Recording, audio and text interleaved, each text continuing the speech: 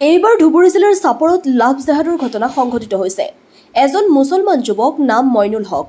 কিন্তু এই মুছলমান যুৱক মইনুল হক কিদৰে হৈ পৰিল হিন্দুৰ ৰিজু চৰকাৰ। জানিব পৰা মতে এই যুৱকজনে ভুৱা নাম আৰু ভুৱা পৰিচয়ৰ সৈতে সংঘটিত কৰিলে এক ভয়ংকৰ কাণ্ড। এগৰাকী হিন্দু নাবালিকাৰ সৈতে ভয়ংকৰ কাণ্ড সংঘটিত কৰিলে এই মইনুল হক ওৰফে ৰিজু চৰকাৰে। এই মইনুল হকে নিজৰ নাম পৰিচয় সকলো ভুৱাকৈ প্ৰদান কৰি এগৰাকী হিন্দু নাবালিকা ছোৱালী এজনীক নিজৰ প্ৰেমত পেলালে। তাৰ পাছতে এই সমগ্ৰ ঘটনা পোহৰলৈ আহিল। ৰাজ্যত পুনৰবাৰ পোহৰলৈ আহিছে লাভ জেহাদৰ ঘটনা। ধুবুৰী জিলাৰ চাপৰত এইবাৰ পোহৰলৈ আহিছে লাভ জেহাদৰ ঘটনা। এই ঘটনাই সমগ্ৰ অঞ্চলটোত চাঞ্চল্যৰ সৃষ্টি কৰিছে। তেজপুৰৰ পৰা চন্দন শৰ্মাৰ ৰিপৰ্ট, AIN লাইভ। আজি আন্তঃৰাষ্ট্ৰীয় হিন্দু পৰিষদ আৰু ৰাষ্ট্ৰীয় বজৰং দল, ৰাষ্ট্ৰীয় মহিলা পৰিষদৰ উদ্যোগত আমি খবৰ পাওঁ যে বৈজবাটান নামৰ এখন গাঁৱত মানে টেকনিকেলি যিটো জেহাদী মাইণ্ডছেট লৈ এজন ল'ৰাই মানে হিন্দু পৰিচয় দি আমাৰ যে হিন্দু ছোৱালীক যে প্ৰেমৰ জালৰ সম্পৰ্কত মানে পেলাইছে।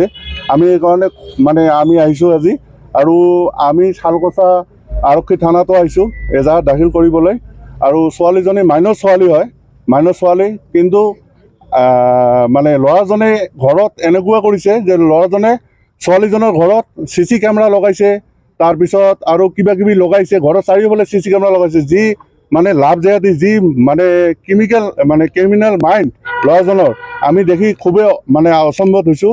আৰু আপোনালোকৰ যোগেদি মই ভাৰতৰ প্ৰধানমন্ত্ৰীৰ লগত অসমৰ মুখ্যমন্ত্ৰীক মই অনুৰোধ কৰিছোঁ যে অকল UCC আনিলে নহ'ব, আমাৰ UCCৰ লগতে লাভ জেহাদৰ যিটো আইন সেইটো অতি সোনকালে প্ৰণয়ন কৰিব লাগে, এইটো দাবী জনাইছোঁ। আৰু যিটো ঘটনা ইয়াত সংঘটিত হৈছে, অসমৰ আৰক্ষী অধীক্ষক লগতে অসমৰ প্ৰধানমন্ত্ৰীক, অসমৰ মুখ্যমন্ত্ৰীক মই অনুৰোধ কৰিছোঁ যে অতি সোনকালে এইখিনি ঠাইত আপোনালোকে দৃষ্টিগোচৰ কৰক আৰু যিজন দোষী তাক উপযুক্ত শাস্তি দিয়ক, নহ'লে ইনকাউণ্টাৰ কৰক। এইখিনি আমি দাবী জনাইছোঁ। ল'ৰাজনৰ নাম বোলে কিবা ৰাহুল চৰকাৰ, ৰিজু চৰকাৰ বুলি পৰিচয় দিছে। মানে অৰিজিনেল তাৰ নাম মইনুল কিবা শ্বেখ আলী আছিলে, কিন্তু হিন্দু নাম পৰিচয় দি ছোৱালীজনীক প্ৰেমৰ জালত, প্ৰেমৰ সম্পৰ্কত পেলাইছিল ল'ৰাজনে।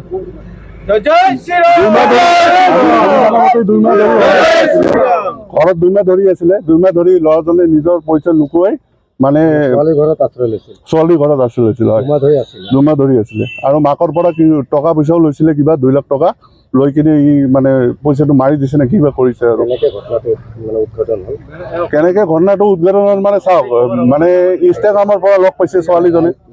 ল'ৰাটোক গাঁৱৰ ৰাইজে আৰু সচেতন নাগৰিকসকলে, গাঁৱৰ ৰাইজ আৰু আমি আন্তঃৰাষ্ট্ৰীয় হিন্দু পৰিষদ, ৰাষ্ট্ৰীয় বজৰং দল, ৰাষ্ট্ৰীয় মহিলা পৰিষদৰ উদ্যোগত আমি ধৰোঁ যে ল'ৰাজনে এজন জেহাদী ল'ৰা হয়।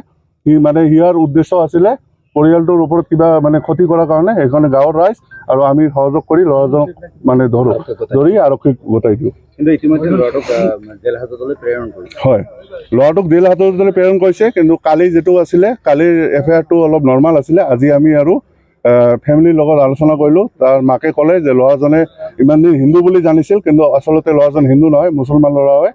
আৰু ইয়াৰ পৰিচয় লুকাই ছোৱালীজনীৰ লগত সম্পৰ্ক স্থাপন কৰিছে। ভয়ংকৰ ঘটনা যে ছোৱালীজনী নাবালিকা। হয়, অতি ভয়ংকৰ ঘটনা। ছোৱালীজনী মাইনৰ হয় আৰু ছোৱালীজনীৰ বয়স আমি জনামতে 16 বছৰমান হৈছে।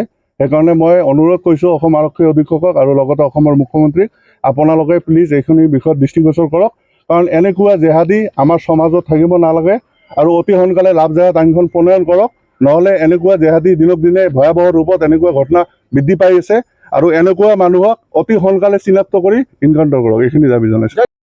আমি ৰাষ্ট্ৰীয় বজৰং দলৰ ধুবুৰী ডিষ্ট্ৰিক্টৰ ফালৰ পৰা আহিছোঁ। আমি আন্তঃৰাষ্ট্ৰীয় হিন্দু পৰিষদৰ পৰাও আহিছে আৰু মহিলা পৰিষদো আহিছে। ইয়াত উপস্থিত হ'লোঁ। যেতিয়া আমি খবৰ পালোঁ যে ইয়াতে মৈজবাটান বুলি এখন গাঁও, তাতে এজন হিন্দু ছোৱালী, মাইনৰ ছোৱালী হয়, এইটো এটা মুছলিম জেহাদীয়ে যেনেকা প্ৰেমৰ জালত পেলাইছিলে, যিখিনি ঘটনা আমি অহাৰ পিছত জানিব পাৰিলোঁ যে এইখিনি আচলতে লাভ জেহাদী বুলি কয়। আৰু আমি গম পোৱা মতে সিহঁতৰ লগত কিবা সম্পৰ্ক বনাইছিলে, ল'ৰাৰ নিচিনা সম্পৰ্ক এনেকা কৰিছে। আৰু ছোৱালীজনে আৰু মাকেজনে কোৱা মতে যে আমাক আগত এনেকা হিন্দু সম্পৰ্ক নাম জনাইছিলে ৰিজু চৰকাৰ বুলি। আৰু তাৰপিছত 2 মাহ পিছত ৰাইজৰ মানুহে গম পালে যে ইয়াতে কিবা এটা গণ্ডগোল হৈ আছে, যে এইটো ল'ৰাটো মুছলিম মানুহ হ'ব চাগে। এইটোৰ কাৰণে এইটো ভিত্তিত কমপ্লেইন মাৰিছিলে। মাৰাৰ পিছত আমাৰ আৰক্ষী বিষয়ে কি কৰিলে তদন্ত আমি নাজানো, গম পোৱা নাই। মনে হয় ইয়াতে ইনকুৱাৰীও কৰা নাই। আমি জানা মতে ইহঁতৰ ঘৰত যেনেকা CC কেমেৰা লাগিছে 12-14টা মান, এনেকাতো আজি দেখা পালো মই শালখচা পুলিচ ষ্টেচনত আউটপোষ্টত এটাও CC কেমেৰা লগা নাই, যেনেকা ইহঁতে লগাইছে। তেনেহ'লে আমি ভাবিছোঁ ইয়াতে মানে ক্ৰিমিনেল এটা মাইণ্ড ছেটৰ ল'ৰা যে ৰিজু চৰকাৰ বুলি হিন্দু নাম পৰিচয় দিখিনি তেওঁ ওলালে, যাইখিনি যে এটা কি নাম আছিলে তেওঁৰ মইনুল শেখ বুলি ওলালে। তো এইখিনি আমি ধিক্কাৰ জনাইছোঁ যে আৰক্ষী বিষয়ক যে এইখিনি কাম আপোনাৰ ইনকুৱাৰী কৰিব লাগিছিলে, ইয়াতে অলপ পলম হৈ গৈছিলে। মানে এইটো আমি দেখা পালোঁ যে আজি এইটো কাৰণত আহা যে আমাৰ লাভ জেহাদী আৰু কি কয় বুৱাৰী জেহাদী হৈয়ে আছে, আমি পাইয়ে আছোঁ, আৰু এইটো অতি সোনকালে বন্ধ কৰিব লাগে। অসম চৰকাৰক এইখিনি আমাৰ দাবী ৰাষ্ট্ৰীয় বজৰং দলৰ ফালৰ পৰা যে আমাৰ অতি শীঘ্ৰে যেনেকৈ UCC আইন আনিছে এনেকুৱা বলবৎ কৰিব লাগে, আমাৰ লাভ জেহাদীৰ আইনখন অতি সোনকালে আনিব লাগে। এইখিনি কৈ মোৰ লাভ জেহাদী বন্ধ কৰক, লাভ জেহাদী বন্ধ কৰক, লাভ জেহাদী বন্ধ কৰক।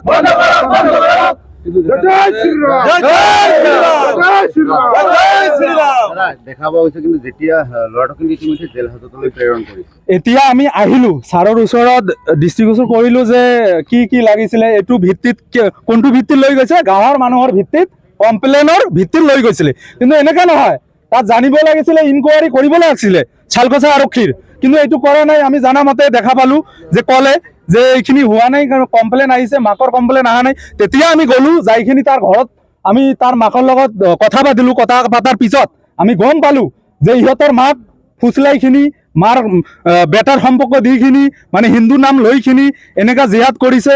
কৰাৰ পিছতে সিহঁতৰ মা ক'লে যে মই জানা পালোঁ কেতিয়া, যেতিয়া সিহঁতে ৰাইজৰ কমপ্লেইনত আনিছিলে ল'ৰাজনক, তেতিয়া যেতিয়া চাপৰ লৈ ল'ৰাটোক প্ৰেৰণ কৰাতে তেওঁ ল'ৰাজনে কৈছিলে তাৰ মাকক যে মই হিন্দু ল'ৰা নহয়, মই মুছলিম ল'ৰা।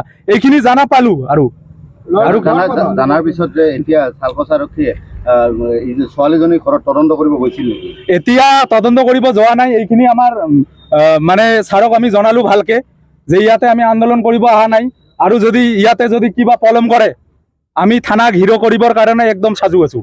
এইটো ৰাষ্ট্ৰীয় বজৰং দলৰ পৰা জয় জয় শ্ৰীৰাম, জয় শ্ৰীৰাম। যিকোনো খবৰ বিজ্ঞাপনৰ বাবে যোগাযোগ কৰক 7896121996।